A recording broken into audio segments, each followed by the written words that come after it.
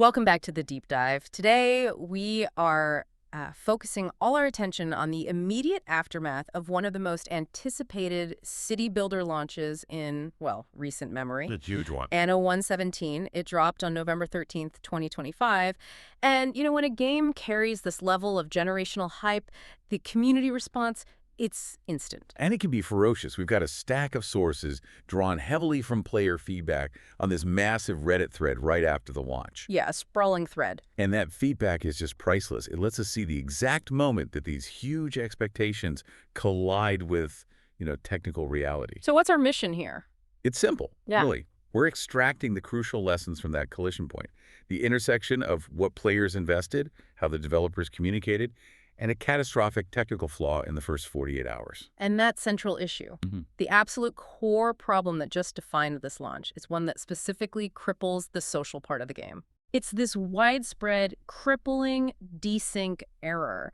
And this isn't just, frustrating lag. It's a fundamental structural failure. Okay, let's unpack this. Yeah, we should. Because when we talk about desync in a multiplayer game, especially something as complex as a city builder, we're talking about more than just a bad connection. It's not just slow. No. Lag means there's a delay. But everyone's game eventually agrees on what happened. Desync. Desync means the different players' games fundamentally disagree on what the world looks like. So I'm looking at my screen and I see a ship has docked, but you're looking at yours and that same ship is still halfway across the ocean. Exactly. And when that happens, when that disagreement is just too big for the game to resolve, the whole session collapses. Which is why the feedback has been so absolute. That's the word for it. They are consistently labeling the multiplayer, the co-op experience, as unplayable. Not a matter of patience, but physically impossible to continue. Right. One user just said it was flat out broken. And what's really fascinating in the sources is how it gets worse over time. It's not something that happens at the start and then stabilizes. No. Players are reporting the further you get in your session, the more complex your city gets, the worse the desync issues become. It's almost like a time bomb baked into the session itself. And we have some pretty clear data points on frequency. One report said they'd get a crash every 2 to 4 hours. Annoying, but maybe you can live with it. Maybe. But then you see other reports claiming it's happening every 90 minutes. An hour and a half. You can't build anything meaningful in 90 minutes. You can't. That's a hard limit on engagement. Yeah. You just know your empire is going to explode before you even hit the 2-hour mark. Oh, it's triggering it. This is where it gets really interesting. It's not some obscure network thing. No, the sources say pretty much every event the game desyncs. The players have mapped it out with, frightening clarity. And they're citing these really common, basic in-game actions. Things that should be routine. They mention a fire breaking out or a riot starting. Or even something positive, like a ship being finished. Right. These aren't background things. They are core events. The desync is tied directly to the game just doing its job. That instability creates this huge contrast, though, and this is where you really start to feel the frustration. What do you mean? Well, we have users saying the desyncs are the only downside of an otherwise extremely fun game launch. Oh, right.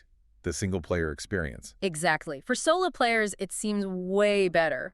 One person said they finished the whole campaign without any major issues. So that creates this incredible duality. It tells you the core game, the mechanics, the graphics, the economy, all of that is solid.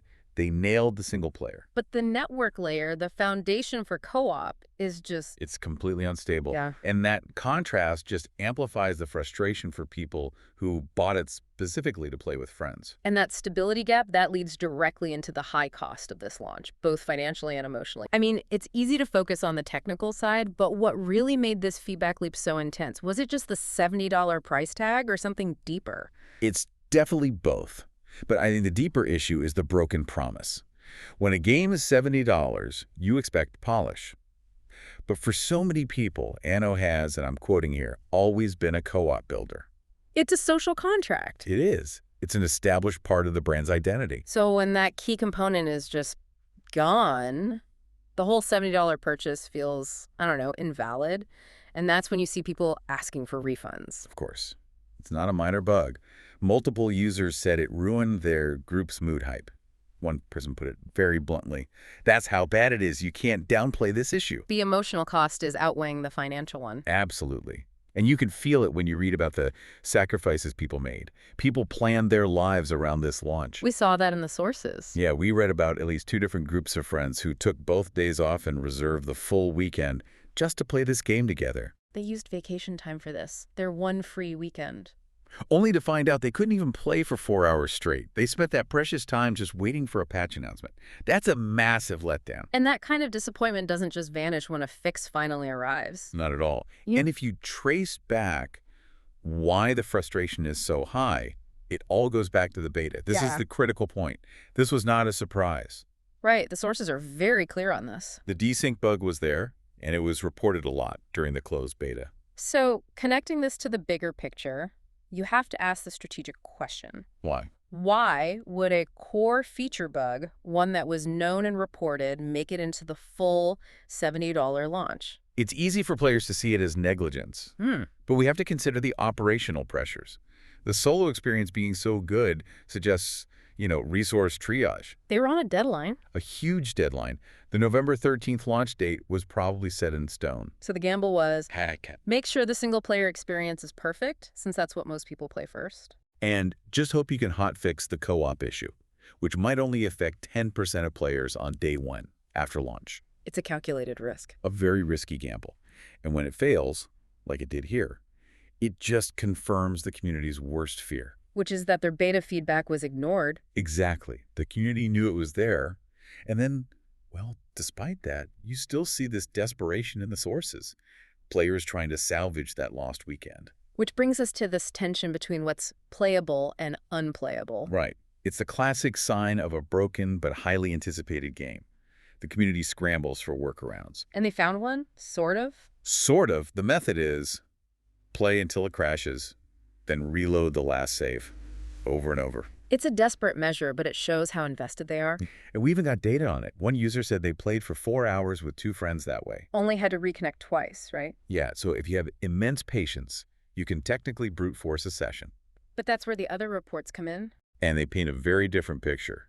A lot of players are saying they tried them all, and those workarounds just no longer work. Or, and this was the most illustrative comment for me, that you spend more time on loading screens than you do actually playing. It becomes a crash and reload simulator. That's not a game. So the consensus from the more experienced users was pretty clear. Just wait. They were advising people to just stop trying.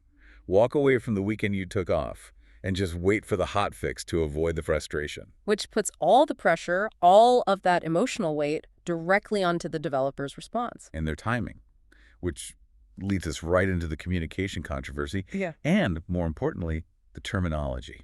Let's talk about the communication. The developers announced a fix would be deployed in the coming days. And to be fair, that was praised by some. At least they were saying something. Right. One person said they were glad the developers were communicating and not leaving us in the dark. Which is, the absolute minimum requirement for a launch this big. But the timing? That created immediate friction. Because the game went live on the 13th and the reports were instant. The critique was, why did it take days to acknowledge what was clearly a massive day one problem? Exactly. The expectation for a modern game is instant monitoring. Users were asking things like, shouldn't they be monitoring that on day one? Or can't they see these mass desync reports immediately? There's this assumption that every developer has a live dashboard with big red flashing lights for critical failures. The fire alarm should go off instantly. Yeah. And you should be hearing from them within hours, not days. This delay is what sparked this really fascinating debate. Over one word. One very important word, hotfix. It sounds like semantics, but it's all about expectation. It is. Some users argue a true hotfix has to be deployed immediately, as soon as it's solved. For them, a multi-day delay is a joke because hotfix implies speed, urgency. Because the product is fundamentally broken right now.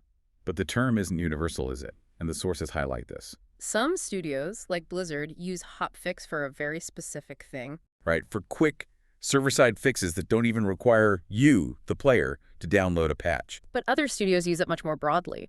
For them, a hotfix is just any small bug fix patch that comes between major updates. And that kind of hotfix still needs testing, QA, certification, which can take days. So this raises a really important question. Does the word hotfix still carry an implicit guarantee of like a 24-hour repair, no matter what the developer's internal definition is. I think for the community, it does. Mm. When your $70 game is broken, the community operates on the belief that the fix should be instantaneous. Anything less feels like a slow roll, and it just erodes trust. So what does this all mean? We've traced this rapid, really disappointing arc for the Anno 117 launch. Yeah. A critically acclaimed, fun core game that just descended into disappointment because one single promised component failed. And the investment was personal. People took vacation time for this, and the failure for those co-op groups was absolute. It's a huge lesson about modern game launches and the speed of feedback. The community spots these errors immediately, but they also analyze them. They map out the causes, and they expect near-instant acknowledgement, especially when they feel like they already warned the developer during the beta.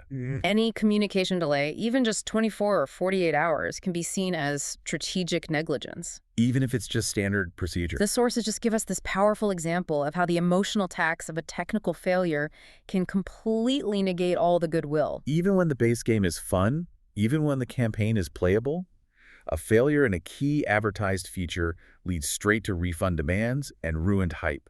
So what stands out to you about all this? I mean, in this age of instant patching, what truly makes up a key component of a game? Is it just what you need for the campaign, or is it every single feature they advertised on the box? And how much instability is an audience willing to tolerate post-launch before that hype just dies completely? Before the community just collectively decides it's better to wait for the next big patch than to suffer through a so-called hot fix?